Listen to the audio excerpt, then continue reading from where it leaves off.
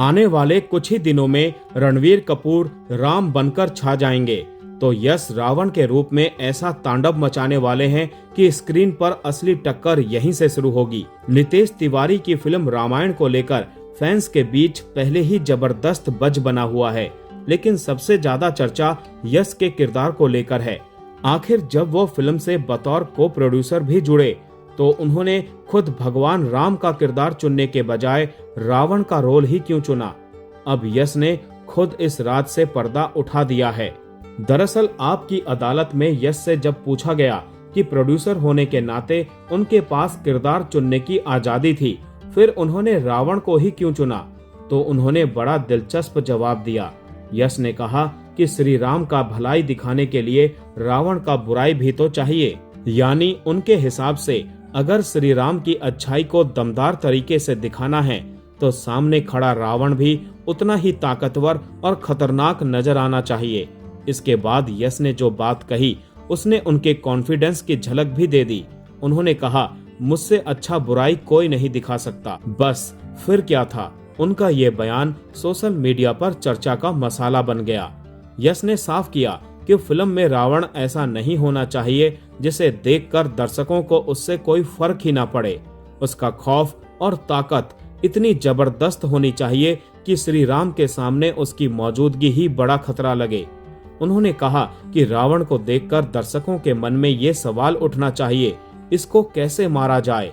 और यही वो चीज है जो श्री राम और रावण के बीच होने वाली टक्कर को बड़े पर्दे पर और ज्यादा रोमांचक बना सकती है। यश से जब मजाक में पूछा गया कि क्या उन्होंने फिल्म में बुरे आदमी की जिम्मेदारी अपने सिर ले ली है, तो उनका जवाब भी कम दिलचस्प नहीं था। उन्होंने कहा कि जब वो अच्छा किरदार भी करेंगे तब उनसे अच्छा कोई नहीं होगा। यानी यश का कॉन्फिडेंस रावण के किरदार जितना ही बड़ा नजर आ रहा है। अब असली सवाल ये है कि वो पर्दे पर इस आत्मविश्वास को कितना दमदार अभिनय में बदल पाते हैं।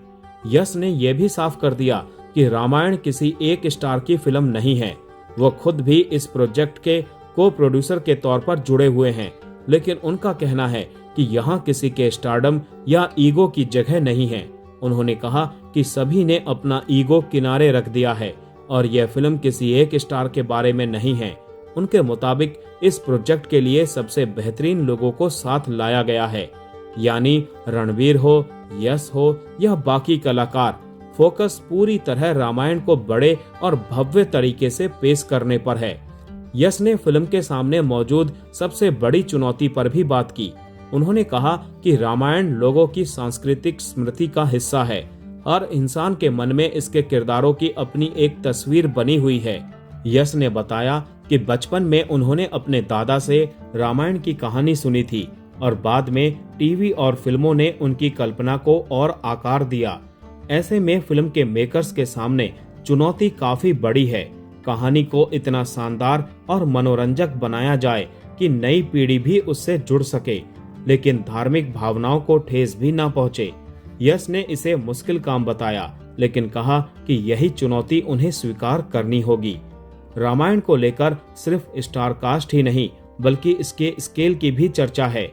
निर्माता नमित मल्होत्रा पहले ही बता चुके हैं कि फिल्म के दोनों हिस्सों का संयुक्त बजट करीब 50 करोड़ डॉलर यानी 4000 करोड़ से ज्यादा बताया गया है। फिल्म 2 हिस्सों में रिलीज होगी। पहला भाग अक्टूबर 2026 में दिवाली से पहले दुनिया भर में रिलीज होने की तैयारी में है, जबकि दूसरा भाग दिवाली 2027 के दौरान आएगा। फिल्म में रणवीर कपूर भगवान श्री राम, यश रावण, साई पल्लवी माता सीता, सनी देओल और रवि दुबे भी अहम किरदारों में नजर आएंगे। यश का रावण बनना इसीलिए भी दिलचस्प है क्योंकि वो पहले ही केजीएफ जैसी फिल्मों में अपनी दमदार स्क्रीन प्रेजेंस से दर्शकों को अपना दीवाना बना चुके हैं। अब वही स्टार एक ऐसे किरदार में दिखाई देंगे जिसे देखकर दर्शकों के मन में खौफ पैदा होना चाहिए। खुद यश कह रहे हैं कि रावण को इतना ताकतवर होना चाहिए कि उसे हराना मुश्किल लगे। तो एक तरफ रणवीर कपूर के रूप में भगवान श्री राम की भव्यता होगी, तो दूसरी तरफ यश का खतरनाक रावण रूप। अब देखना दिलचस्प होगा कि 2026 की इस सबसे बड़ी फिल्मों में से एक में श्री राम की मर्यादा भारी पड़ती है या यश का रावण स्क्रीन पर ऐसा जलवा दिखाता है कि दर्शक कुछ पल के लिए उसके खौफ में ही डूब जाए।